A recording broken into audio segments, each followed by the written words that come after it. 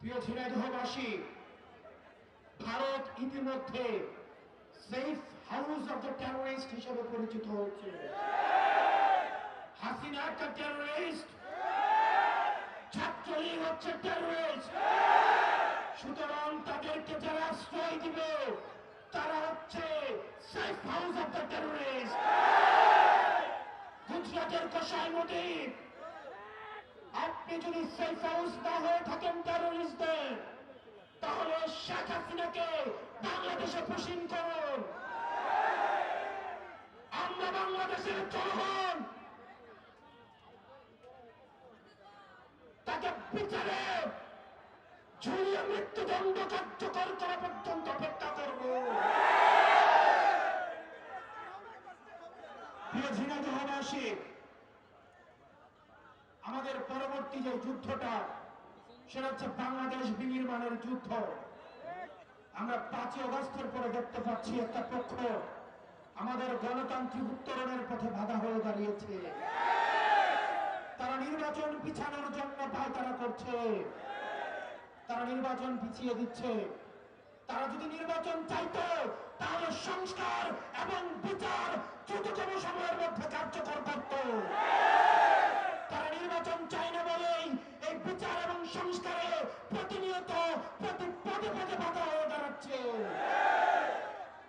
প্রিয় ঝিনাইদহবাসী, আমাদের এই গণতান্ত্রিক উত্তরায়ণের পথে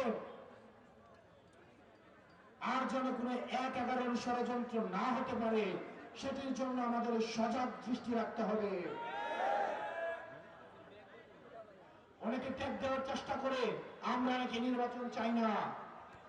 আমরা অবশ্যই নির্বাচন চাই, বিচার এবং সংস্কার সহ। আপনারা শুধু একটা জিনিস চান, যারা বলছে সংস্কার এবং বিচার নির্বাচিত হয়ে আসার পর করবে, তারাও অতীতের অনেক সময় তারা নির্বাচিত হয়েছে,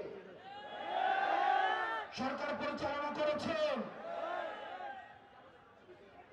এই সরকার পরিচালনা করার পরেও এই ছাত্ররা কিন্তু সংস্কারের জন্য রাস্তায় নেমে আসতে বাধ্য হয়েছে।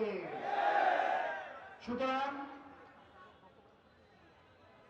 নির্বাচিত হয়ে আসার পর কে সংস্কার করবে নাকি করবে না, আমরা ভবিষ্যতের অনিশ্চয়তা থেকে আমরা বর্তমানের নিশ্চয়তাকে আমরা প্রাধান্য দিব।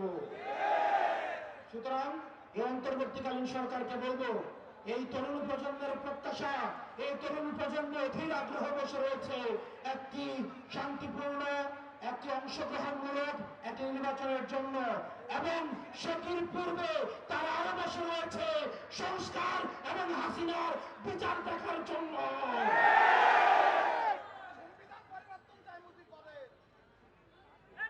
প্রিয় ঝিনাইদহবাসী,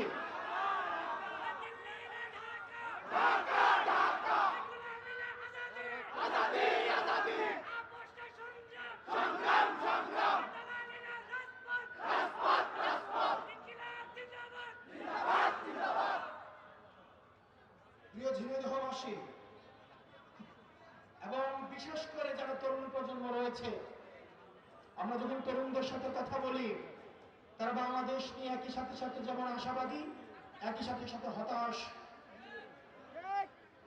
পুলিশ ভাইয়েরা আপনারা যারা রয়েছেন, 5ই আগস্টের আপনাদের যে ভূমিকা, সেই ভূমিকার দায়ভার কিন্তু আপনাদের নিতে হবে।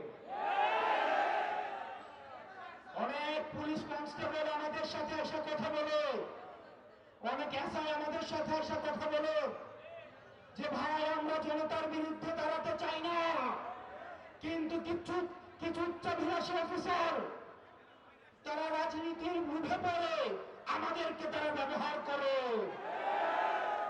আমরা জানি সব পুলিশ কিন্তু খারাপ না।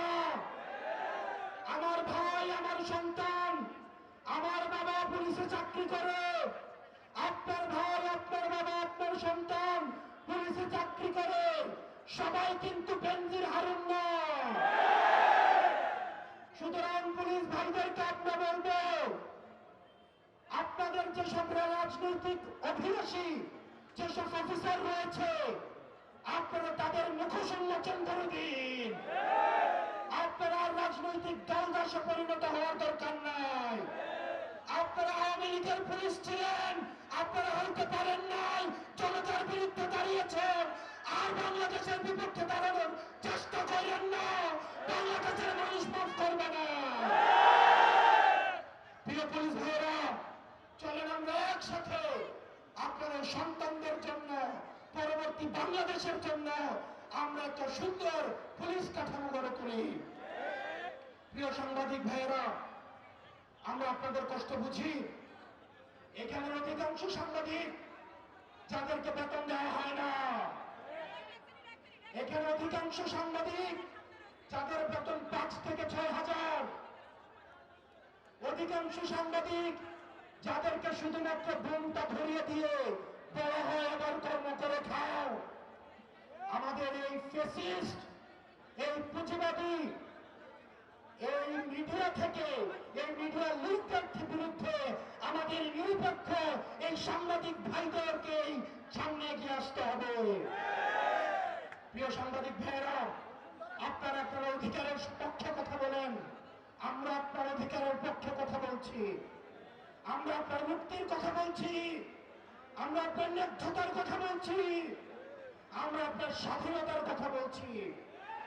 প্রিয় সাংবাদিক ভাইয়েরা, আপনারা নিজেদেরকে আর ব্যবহার হইতে দিয়েন না।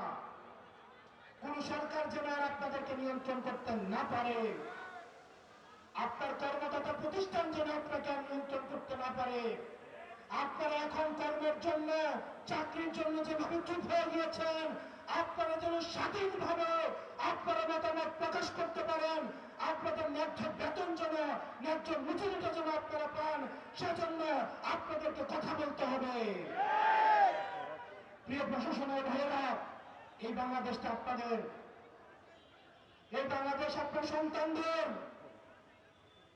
সব প্রশাসনের অফিসার খারাপ নয়, সব প্রশাসনের অফিসার মতিউর নয়। 12 লাখ টাকা দিয়ে ছাগল কেনার ক্ষমতা সব প্রশাসনের কর্মকর্তার নাই। আমাদের প্রশাসনে এমন মানুষ আছে, মাস গেলে যাদের পকেটের টাকা দিয়ে বাজার হয় না। প্রশাসনের ভাইদের বলবো, যে সন্তানরা রাস্তায় এসে রক্ত দিয়েছে, আপনারা তাদের রক্তের মর্যাদাটা দেন। আমরা চলেন সবাই মিলে বাংলাদেশ পন্থী একটা প্রশাসন গঠন করি, যেটি শুধুমাত্র বাংলাদেশের পক্ষে কাজ করবে। প্রিয় ঝিনাইদহবাসী, আপনাদের সন্তান ফ্যাসিবাদী হাসিনার বিপক্ষে সব সময় লড়াই করে আসা আপনাদের সন্তান তারেক রেজা। আপনারা তারেক রেজাকে চিনেন? আমরা তারেক রেজাকে আপনাদের হাতে তুলে দিয়ে যাচ্ছি। আপনারা তারেক রেজার হাতকে শক্তিশালী করবেন। তারেক রেজার হাতকে শক্তিশালী করার মধ্য দিয়ে ঝিনাইদহের মাটিতে এনসিপির ভূমিকাকে আপনারা শক্তিশালী করবেন। প্রিয় তরুণ প্রজন্ম, আমরা আর দুর্নীতি চাই না, আমরা আর চাঁদাবাজি চাই না, আমরা লুটপাটের রাজত্ব চাই না। আমরা চাই আমাদের এই বাংলাদেশটা সুখ সমৃদ্ধ একটা বাংলাদেশ গড়ে উঠুক। সেজন্য আমাদের এই লড়াইয়ে আপনারা সবাই আমাদের হাতকে শক্তিশালী করবেন। ইনকিলাব, ইনকিলাব, জিন্দাবাদ, জিন্দাবাদ, ইনকিলাব, ইনকিলাব, জিন্দাবাদ।